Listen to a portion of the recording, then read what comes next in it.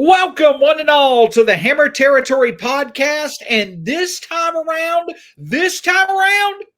it's a winning edition of the Hammer Territory podcast.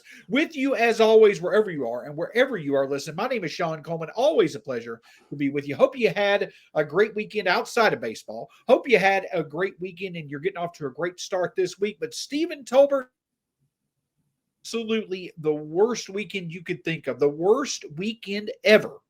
The title of Sunday's podcast was perfect. The worst weekend, the worst week ever. And thankfully, the Braves were able to put that all past them and get the job done in a 7-1 victory over the Brewers on Monday night. How are you, sir? Good to be with you, as always, the hardest working man in the Hammer Territory podcast field. I mean, I can't remember the last time we did a podcast after a win. I mean, that's how long it's been. I mean, we didn't do any last week. Scott and Brad did one on Sunday after a loss. I legitimately can't remember the last time we did a podcast. Zach Wheeler. It was the Zach Wheeler. It was the victory over Zach Wheeler. Yep. And that was, almost 2 weeks ago. So, yeah, what a lovely feeling. I mean, just to watch an easy, start to finish game where they just easily, they haven't been able to win a single game in 7 games, and they just come out tonight and win easily. And there is something fitting to the fact that it was Chris Sale on the mound. Of course, he's the one to bust the streak. There is something fitting to the fact that Acuna homered, Riley doubled, Olsen homered, Ozuna singled in. It's like all the guys who we expect to be awesome were awesome tonight. And this is what we thought it would be like all year. And so, maybe it's just one night and maybe tomorrow we'll come back and we'll get, snatched back to reality, but we're going to enjoy the hell out of it for one night because tonight was fun. Tonight I had fun watching a Braves baseball game, and man, I can count on one hand the number of times I've said that this year. Absolutely. And the great thing about it is because tonight the stars stood out, and we're going to get to plenty of it as we're just going to sit here and focus on a victory. It's been such a long time since we've been able to talk about a win for the Braves that we're going to break down all for you here on the Hammer Territory podcast. And of course, it starts with Chris Sale, who has been absolutely spectacular. He got off to a bit of a slow start, in April, Stephen, but ever since May 1st, I know that he may not be, the one of the maybe 2 or 3, clear front runners for the NL Cy Young, but he once again is working his way into the picture because since May 1st, you can easily make the case that he's been one of, if not the best pitcher in the National League and was at his best once again tonight. Thing is, he didn't have his best stuff. It seemed like that the fastball was not at its full capacity tonight, but still got the job done. 11 strikeouts, pitched into the 8th inning, kept the Brewers off the board besides giving up, a RBI single to William Contreras. Just an all-around outstanding effort to Chris Sale. And if there's one thing that you can count on when it comes to this team, it's Chris Sale putting together a needed performance to get a victory, and he did that once again tonight. Well, one of the real bummers of the last 3 weeks with how bad they've played is that we haven't been able to enjoy these Chris Sale starts that have just been awesome. He's been doing this for 5, 6, 7 weeks now. He really got off to that rough start in the first 3 weeks of the season, but since then, he's looked exactly like he looked last year, which is just one of the best pitchers on planet Earth. He's just been incredible. The strikeout stuff is still every bit as good as it's ever been. The lefties still have absolutely no clue what to do against him. The Brewers had, I think, 3 or 4 lefties in the lineup tonight, which surprised me. And Chris just, he ate them up all night long. They, I think their number 9 hitter, the one of the worst hitters in the National League, Ortiz, stuck his bat out on a 2-strike pitch and got a double down the line. And then William Contreras hit a ground ball up the middle with 2 outs for their only run.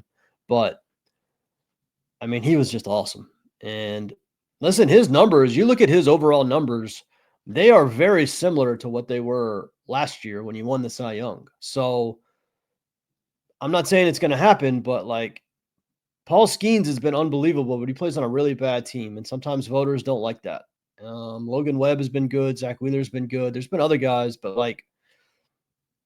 Chris Sale could have. Yamamoto of the Dodgers. Yeah. But Chris Sale has got every chance to repeat as a Cy Young winner. I mean, he's pitching as good as he did at any point last year right now. And tonight was just another rendition of it. So awesome. I tweeted before the game, or actually I tweeted during the game, that Chris Sale and Ronald Acuna Jr. are kind of the two reasons I tune in these days. And both showed why tonight. And listen, if they play more games like this, then it might be a different story. Now, we're not going to get ahead of ourselves, but for tonight, Chris Sale, awesome. Cy Young level Chris Sale. And here's to, 15 or 20 more of those starts for the rest of the season. Speaking of starts, Stephen, I think you're going to get this one, but entering tonight, Chris Sale had made 42 career starts for the Braves. Do you want to tell me who has the most strikeouts through their first 50 career starts as a Brave in franchise history? It's a pretty obvious answer. I mean, I'm guessing Strider, since he struck out everybody you saw the first year. Yeah, Spencer Strider through 50 career starts had 435 strikeouts. Second on that list was Charlie Morton with 324.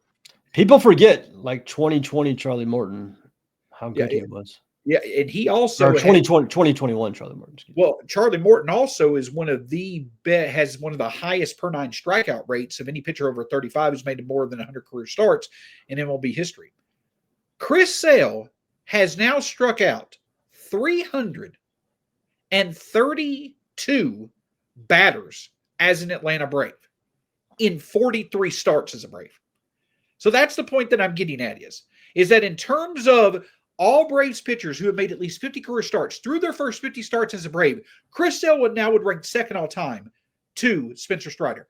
The reason I bring up a stat that specific is because it just goes to show we've not seen a person come in very often and just make this sort of impact. And that is what is so awesome. And think about this. All the success that Chris Sale is having is in the era in which the Braves have fallen off a cliff when it comes to their offense.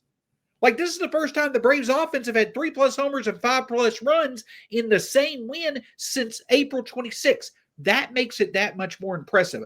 The fact that all of this going on can impact so many, but when it comes to Chris Sale, it's not just about him being consistent.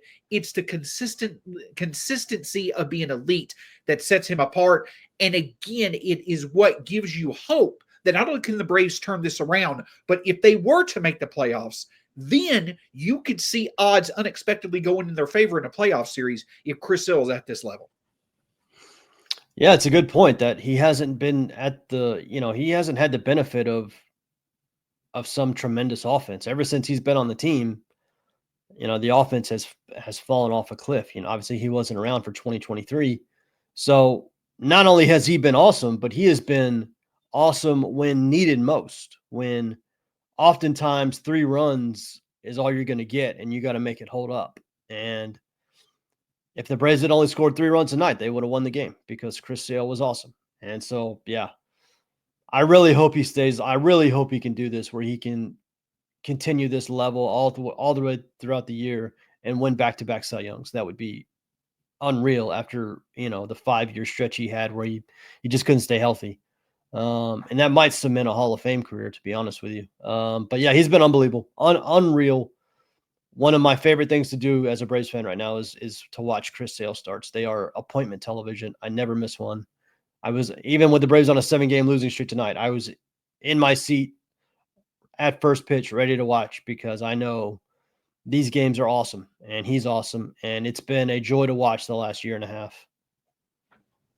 Absolutely. The other thing, I know that he won the Cy Young last year, but Chris Sale also was 7th in the MVP voting in 2024. You see him continue on being, in that Cy Young conversation. If he were to wind up winning it and the Braves were to turn this around, Chris Sale easily could put together a top 5 MVP year as well. And to your point, that really solidifies him as a Hall of Famer. One other small but very significant factor in this game that I want to give credit to is Drake Baldwin. I will say this at the plate, he did okay. Nothing really to speak on in terms of others. We'll get to the offense in just a moment.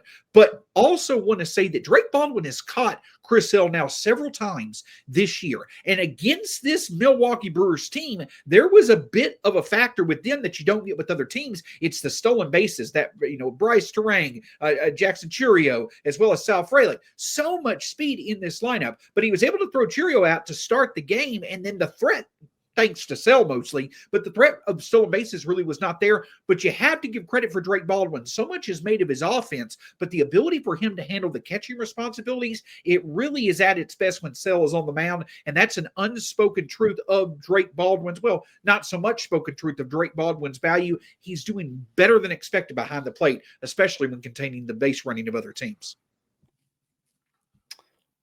Yeah, and it was such a problem early in the year. You remember that first series against San Diego, and a lot of it was on the pitchers, and some of it was on Chris Sale, to be honest with you.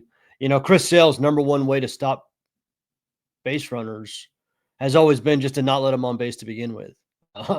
That's always been, his motto is the easiest way to stop a guy from stealing first is to never let him on first to begin with. But the Braves were giving up an alarming amount of stolen bases early in the season. And between the catchers, I think Baldwin threw out another guy tonight. Between the catchers and the pitchers really making an effort, it really has not been as big a problem. In fact, even though the Braves just got swept out of San Francisco, they threw out 4 or 5 runners on the bases over the weekend. They threw another one out tonight.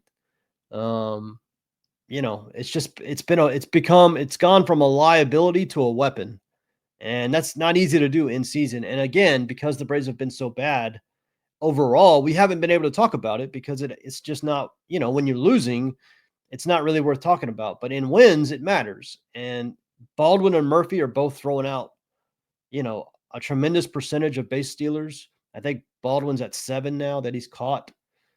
So yeah, it's been huge to turn this around for where it was such a liability early in the year. And now, runners really have to decide how aggressive they want to be on the bases against the Braves because it's not a sure thing as it was early in the season. Absolutely. And it's hard. It may not be the first thing that comes to mind, but it is no small thing. When we talk about could the Braves turn this around, what could they do despite how bad things have been? What could they do to really turn things around? Well, there may just not be a better or more simple approach than just leaning on your Cy Young winner from 2004, but also your MVP from 2 years ago. We'll discuss that more in just a moment after a word from our partners. This one's easy for us to talk about. I'm a huge fan of Hungry Root. They're delivering groceries that we want and groceries that we didn't know we want, but we want. Oh yeah, they every box that I get from Hungry Root has a new snack in it that I'm like, oh, this looks interesting, and then I try it, and I'm like, oh, I might need some more of those. So they're great at not only getting the groceries you want, but they surprise you with tasty little treats that you didn't know you needed. Agreed. Turkey jerky. There was like a chocolate pudding thing where I'm like, I'm not a big chocolate pudding fan, then I have it, and I'm like, this is awesome. So they can cater to your needs. You got gluten-free, or you're looking for a certain diet that you want to fulfill, or there are certain items that you love. They learn along with you. You let them know your preferences. They just nail it. Take advantage of the exclusive FT offer, please. For a limited time, get 40% off your first box, plus get a free item in every box for life. Go to hungryroot.com/FT. Use code FT. That's hungryroot.com/FT, code FT, to get 40% off your first box and a free item of your choice for life. So, Stephen, we talk about the fact that Chris Sale is starting to resemble his 2024 form when he won the Cy Young Award for the National League. Well, the thing that we've also discussed, and it was good to see it once again, he's been a little bit silent. He was it fell off a little bit last week, but Ronald Acuna Jr. was right at the center of the Braves' offensive success. One of their better offensive games, basically, since that, win over Zach Wheeler that we discussed about 10 days ago. Ronald Acuna Jr. was right there. Listen, for the first 4 innings of tonight's game, it looked like we were going to see it all over again. The Brewers were up 1-0. We had multiple opportunities where we could not get the job done. Ozzie Albies popping out. Alex Verdugo forgetting that it's okay to swing when he's at the plate. All those factors coming into the first 4 innings. And then Ronald Acuna Jr. took it upon himself, hitting his 5th home run of the season. Later on in the game, he had 2 walks in this game, including getting the scoring rally going later on in the game that made the score 7-1. This is what we talk about when it comes to Ronald Acuna Jr. being in the lineup, being able to add multiple areas of value at the same time. Hitting for power, getting on base, it was all there tonight, and it was absolutely critical in the game. In a game the Braves had to have. Yeah, anytime you see 7 runs on the board for this offense, it's like the sunrise. It's just like hope springs eternal because it's just been so rare. I mean, it just really has. And when they scored 10 runs the other day, they had their worst loss of the year because they couldn't hold it. So, and yeah, it all starts with Ronnie. And he did have a quiet week last week. Listen, he's not going to put up 1,000 OPS every week. But it was nice to see, 2 more walks. He absolutely destroyed a ball to straight right field. I mean, his opposite field power is among the greatest I've ever seen. He does not lose anything when he goes oppo. And yeah, he was the cog tonight. And listen, it was kind of the big 4, right? I mean, Riley had 3 hits. Olsen had that massive homer and a couple of walks. Ozuna had a couple of hits. He had that big 2-run single to bust the game open. Like, this is what I was talking about at the beginning. Like, this is what it was supposed to be. The Braves pitching being really good. And if nothing else, these top 4 dudes, Acuna, Olsen, Riley, Ozuna, are just monsters. And it's hard for any team to hold them down. And it's one game. And it felt so good tonight because of how little we've seen it this year. So that matters. But my God, can you just imagine a scenario where like these 4 dudes just go on a heater of all heaters over the next 4 months? What could they do? I'm not even talking about Ozzy or Michael or left field or shortstop. I'm just talking about these 4 dudes: Cunha, Riley, Olsen, and Ozuna. These dudes are so damn good and MVP level hitters when they're right that if all 4 of them got hot at once, this team would go on a run. They absolutely would go on a run with the pitching they have. And I would just love to, even if it's just like a month, I just want to see what this team could do. How far could this team get back in it if these 4 dudes just go off for an extended period of time and really remind the world that the Braves still have an offense to be reckoned with? We have to see it for more than one game. We have to see it for more than one series. We have to see it for more than one week. But it was nice to see it again tonight, to be reminded of what is possible. What is today's date, Stephen? June 9th. Oh, we got a Tennessee mind working hard over there. No. Smell smoke. It's June 9th, right? Yeah. Over the past 2 weeks, Austin Riley has a 140 WRC plus. Shout out to Beat Eater Buzz on Twitter for bringing that up. Saw that stat. That was a very good stat. Remind me again, Stephen, who do you compare Riley to between June 15th and August 1st every year? Yeah, he turns into Barry Bonds and Babe Ruth. They're absolutely. Child.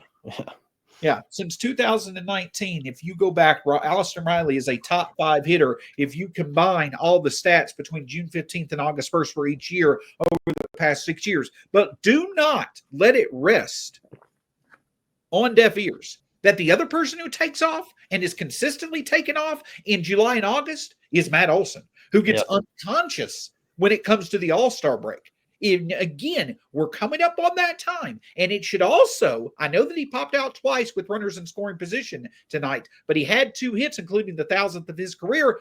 Ozzy Albies has been one of the best offensive second basemen over the past 3 weeks in baseball. See where we're going with this? We're now talking about more than half the lineup getting going. And again, I know it's just one game, but history shows that one of the reasons why the Braves take off in June is because their best players take off themselves. We're starting to see small signs of it. It's got to be there consistently. Not going to count any chickens before they hatch. But history is starting to repeat itself in a positive way. And that's really, really good to see because this team needs the identity of the team to be the offense. Yeah. Well, especially, we're going to get to the AJ Smith-Shawver news at the end of this podcast. But, with the bullpen uncertainty, they need some margin of error in these games. I know they had a 6-run lead a couple of days ago and they still blew the game, but like you give this bullpen a 6-run lead every night, the Braves are going to be pretty good. So just score runs. I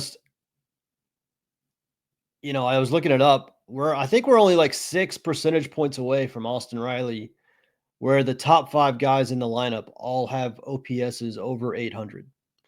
I know Acuna does. I know Baldwin does. I know Olsen does, and I know Ozuna does. And I think Riley's like 6 points away. And I can't remember at any point this year where the Braves had 5 guys in the lineup that had OPSs over 800. So it is slowly coming, and slowly being the operative word. We got to see it more, though. I'm not going to get crazy with this. We've been down this road before with this offense where it looks good, and then they go through 2 weeks where they score 3 runs a game or less. So I'm not going to get crazy here. We need a month of this, 2 months, 3 months of this before I'm going to get crazy about it. But it was nice to see it tonight. It was nice to be reminded that it's in there. I know Acuna's been awesome, but everybody else coming along, the power, 3 homers in a game. I can't remember the last time the Braves had 3 homers in a game. God, it would just be great to just even for a month or two, just to like get a sneak peek of what 2023 was like and see what this team could do with that.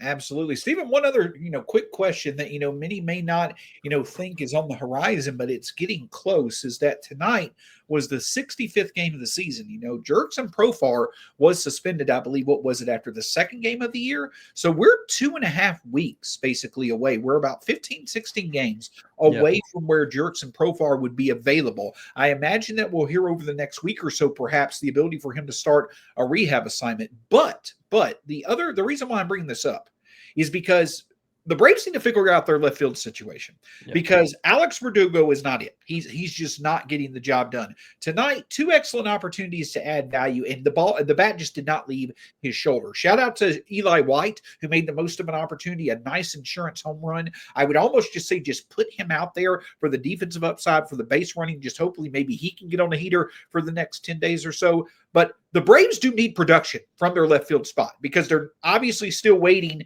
to get something of any type of value offensively from Michael Harris or Nick Allen. One of those two it's not going to come from. But the left field situation, again, I know we're 2.5, 3 weeks away from having what we hope is a solution, but we got to figure it out over the next few weeks. Any thoughts on that? Do you just still go with the platoon and hope for the best? Or do you maybe just give it to Eli White? Because as we also saw, earlier today, Jared Kelenick's not really doing anything to impress down in AAA. No, yeah, Kelenick's been awful. He's got like a 75 WRC plus since going down to Gwinnett. So he's been bad. Verdugo has fallen off a mountain since that hot start back in May. I can't remember exactly when it was, maybe late April, but he takes so many fastballs. I don't understand how somebody takes so many fastballs down the middle. Like, if I took one fastball, if I was a major league hitter and I took one fastball down the middle for strike 3, I would tell myself, all right, well, at the very least, we're not doing that again because it's just embarrassing. And like it happens to this dude like twice a night. I don't really understand what's happening. So yeah, I would just put Eli White out there. At least you're going to get defense. At least you're going to get speed. Every once in a while, he's going to run into a homer like he did tonight. None of these guys are good by any stretch. There's a reason the Braves signed Jurickson Profar. There's a reason the Braves spent $20 million last winter on Jared Kelenick when they spent all that money in all those different trades to get him over here.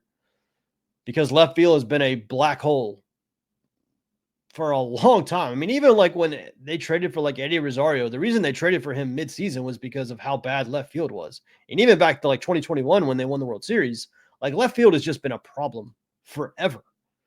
And now with the struggles of center field and shortstop and Oddsy's been better lately, but overall he's still a sub 700 OPS. Man, it'd be nice to get a left fielder that can hit. And yeah, Profar. So people have asked me, Profar can start rehab games and get ready to go before the 81 games were up. Like there were people that thought like the 81 game suspension meant, or the 80 game suspension meant that he couldn't even start rehab games until after the suspension was over. But that's not the case. He can rehab fairly soon in like a week or so that he is ready to be activated as soon as his suspension is lifted. So I'm assuming you just said that. But I'm assuming that's what the Braves are going to do. We'll hear about that probably next week, where they're going to send him to get going. But the Braves need him. quite honestly. Listen, I don't have a lot of confidence, and I'm going to be extremely harsh with him until he proves anything, because I don't trust him, and I don't think he's earned that trust. And so we're going to be critical until he does something productive.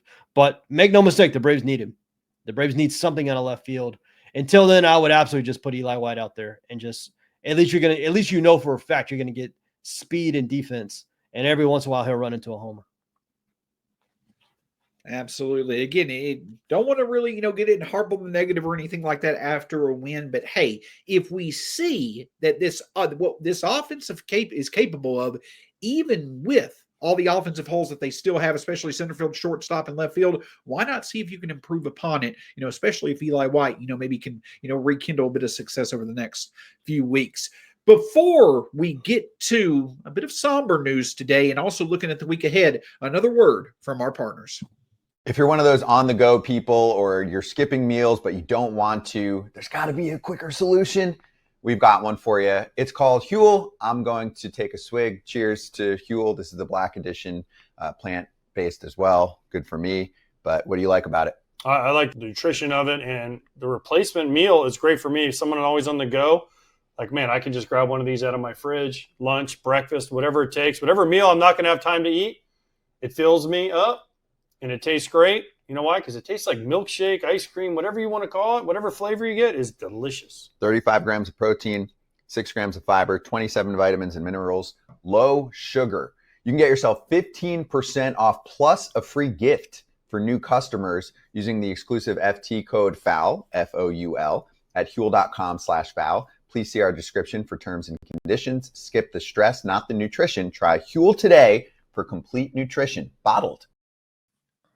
So, Stephen, of course, some news was confirmed earlier today. Actually, a couple of news updates. We'll get into the other one in just a moment. But the news was confirmed that many of us had expected earlier today. A.J. Smith-Shawver underwent surgery in Arlington, Texas, to repair a torn UCL, which basically, in other words, is Tommy John surgery in his right arm. Many of us had suspected it from 10 days ago. It was confirmed today. Braves just went ahead and got it done. Stephen, correct me if I'm wrong. One very important distinction to make is that I believe that this was a complete repair of the torn UCL versus I forget what the shoulder brace or whatever operation Spencer Strider has had. I don't have the name off the top of my head, but of course there's now multiple routes you can go with Tommy John surgery. This was a complete repair. The big news though, the big part of this though, the Braves of course announced that he will miss the rest of the 2025 season, but let's just be honest here. There's a good chance that he's going to miss into a large portion of the 2026 season as well. So he may not really be an option again until 2027. We've spoke before. You mentioned that age is obviously still on the side of A.J. Smith-Shawver, but it doesn't take away from the fact that, man, just for the past 2 seasons, he had that one start where he looked really good in Chicago in 2023, had the oblique injury, didn't come back until the playoffs of last year, and now was really starting to put it together. Rookie of the Year candidate, and then falls into just this unfortunate injury. Sad to see that we're not going to see him for a while. Yeah, just a quick reminder. So Spencer Strider got the internal brace procedure, and A.J. Smith-Shawver got Tommy John. And I know we talked about this before, but just as a reminder, Tommy John is when they completely reconstruct your UCL because you had a full tear. The internal brace is where they just kind of support the current ligament because it was not a full tear. So it's a very different surgery, even though they're both obviously significant elbow surgeries.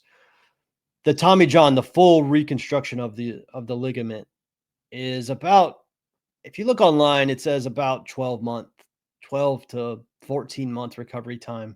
So, even if you're optimistic about it, and let's say it only takes AJ a year to get back, then you have to remember he's got to go through a full spring training, get, ramped up. And even if you only brought him back as like a reliever, the chances are he would still only be back for a very small part of 26. And most likely he's probably out for all of 2026. So I know in the announcement, they announced 2025. I would just go ahead and prepare yourself that we're probably not going to see AJ in 2026. It's not a guarantee. He might pitch sometime in the second half next year, maybe as a bullpen guy, but I would just kind of in my mind, just kind of remove him as an option for the next, year and a half. And then if something surprisingly good happens, then you can be, it can be a bonus. But yeah, it sucks for him. I really hate, because this kid was just like really scratching the surface of his talent. He was really starting to figure it out. The splitter was such a weapon. The fastball was such a weapon. He was really learning how to use his velocity to control the fastball. Tommy John is not like a career-ending surgery the way it used to be. There are guys that come back as good, if not better. Now, not all the time. For some guys, they never come back the same. So it's not 100% thing. It's still major elbow surgery, so we're going to have to wait and see. But it's not some career-ending injury. It's so common now that for most pitchers, it's not a matter of if, but a matter of when, especially guys that throw this hard. So it sucks, but at least he got it out of the way early in his career. He's still in 22. He's still got plenty of time to be a great major league player, to, make all the money he needs to make and wants to make. So sucks for him. I hate it for AJ. Best of luck in recovery. And, we'll see you in 12 months or so.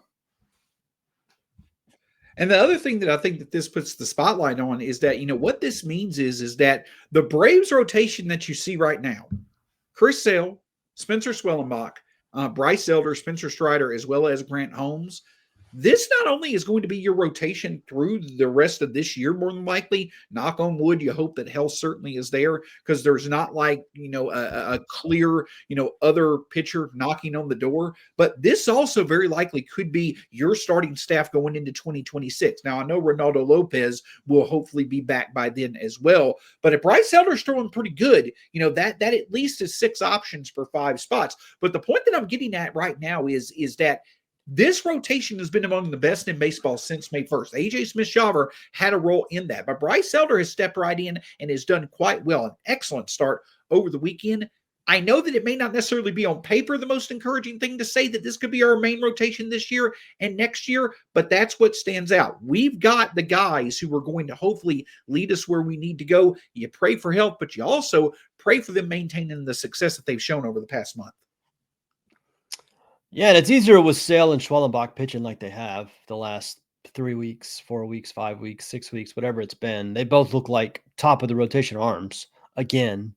And that makes everything easier, right? Like Grant Holmes, Spencer Strider, Bryce Elder can all kind of fit in on the back end of the rotation, because none of them have to like lead this rotation with Sale and Schwellenbach pitching the way they have. So a lot of it starts with those two.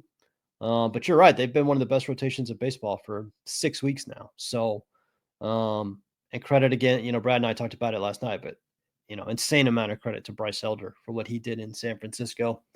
And we'll see, Strider, we're not really ready to make definitive statements on Strider yet. It's just going to be kind of a wait and see. Grant Holmes is going to pitch again tomorrow. So, he's been solid. He's been super solid. And yeah, this is probably going to be the group for the rest of the year, unless they make a trade at the deadline, or I guess technically Ronaldo Lopez is not out for the year. We don't actually know what the update's going to be with him. I guess technically he could come back. He might even come back as a reliever. If they can't build him all the way back up to be a starter, potentially they could put him in the bullpen at the end of the year. But this is probably the group. There's nobody in AAA that's really knocking on the door. So these are going to be the 5 guys. Pray to God for no more injuries, because they really can't afford any more injuries. And hopefully this group can keep it going and the offense can finally start pulling its weight. And that's where we get into the rest of this week. Now, of course, we don't want to put the cart before the horse, any cliche saying that you want to or anything like that. But I do think it's worth mentioning something, for this week. Again, don't want to assume anything. We'll take, as Stephen mentioned, the old Bobby Cox approach of one game at a time. But Stephen. Tomorrow, Grant Holmes is on the mound, and the Braves are favored against the Brewers. And then on Wednesday, it's Spencer Swellenbach against Chad Patrick. You would have to feel pretty good about that pitching matchup. You're off on Thursday, and then you wait. Yeah, you're off on Thursday, and then you turn right back around and you welcome the Rockies to Atlanta. The Braves, in other words, are going to be favored in every game that they're going to play this week. Coming off the previous 10 days and how far they've fallen over that 10-day stretch, it's hard to ask for a better setup. It's just now you've got to execute to take advantage of it. Again, one game at a time. But if you can build off today, the offense can come and give Grant Holmes some early support tomorrow. You get the job done tomorrow. The setup is there. You got off days on Thursday and then a week from today before you get into that really tough stretch to end June. This week could be a really, really good opportunity to put the past 10 days behind you and get off to a really good start before a hectic end to the month of June. Yeah, so the next 2 weeks for the Braves are 2 more against Milwaukee in Milwaukee, off day, a weekend at home against the Rockies, off day. Then they play the Mets for 3 games in Atlanta. So if you can build some momentum this week going into that Mets series, maybe you're playing your best ball of the year, potentially you can start chipping into some of this lead. Then after the Mets, they go to Miami for a 3-game series, and then they go to New York for the Mets again. And that's kind of the next 2 weeks for the Braves. So obviously playing the Mets twice is not going to be easy. They're best record, one of the best records in baseball. But other than that, right after that second Mets series is the Phillies to start July. Right. So they do have a chance here over the next 5-6 days to get going, to get healthy. Now, the Brewers are not a pushover. The Brewers were one of the hottest teams in baseball before tonight, and they went up to Philadelphia and kicked the crap out of the Phillies. So it's not – the Braves could lose the next 2 games, and we've seen this Jekyll and Hyde team all year. So we're not putting the cart before the horse. They got to win tomorrow and go score some damn runs, and that would make everything easier. But if they can maintain this and get home against the Rockies and maintain it there and maybe win like 5 out of 6 or even like 6 out of 6 and start chipping into this, at least start chipping into the wild card lead a little bit, then you can start getting some hope again. Hope is not there yet. They're too far back. They're going to need like a 6-game winning streak, 7-game winning streak, 10 out of 12, 12 out of 15. They're going to need something huge to really get back in this thing. They've just dug themselves too much a hole. But this is a good week to do it. Like Shawn just laid out. Pitching matchups in your favor. You end at home against the worst team, maybe in the history of baseball, coming to your place at the end of the week. You take care of business in these 2 games, you got a shot to maybe start rewriting the narrative of the 2025 season. But it starts tomorrow. If you lose tomorrow, you're back to square one. So go win a damn game tomorrow. Yeah, because at the end of the day, that's the reason why you keep it in the perspective of 1 game at a time. You just lost 14 out of 17. So if you win 12 out of 15, congratulations. You're back to 500. Right. The Braves have a big, big, big hole to try to climb out of. They're capable of doing it. But the best way for them to do it is to take it 1 game at a time. And with every game, whether win or lose, we're going to be right here to cover it for you. The hardest working man when it comes to the foul, well, I'll say foul territory crew. I won't go with it. Well, one of the hardest working men in the foul territory crew. Obviously, the hardest when it comes to the hammer territory crew. Stephen Tolbert, probably going to be here for 80 to 90% of the podcast for the rest of the year, but you can find him at @B_outlier on Twitter/X. My name's Shawn Coleman. You can find myself at StatsSAC, hammer territory across all forms of social media and on YouTube. Also, Foul Territory, proud member of the Foul Territory family of podcasts. Stephen, I'm going to make a request, man. Let's do it. And do not throw out a hashtag. I will punch you I'm through not the throwing screen. out a hashtag. I'm not throwing out a hashtag. Okay. Let's do 2 podcasts in a row where we get to recap a victory. Let's do it. How about that? Let's do it. Let's do it. Next time you see us, maybe Thursday or Friday, but why not? Let's just win. We just came off a week where we were winless. Let's go through a week where we don't lose a game. So much more fun to win. Yeah. It's so much more fun. We'll have you covered. Can't thank you enough for all the support, win or lose, but preferably win.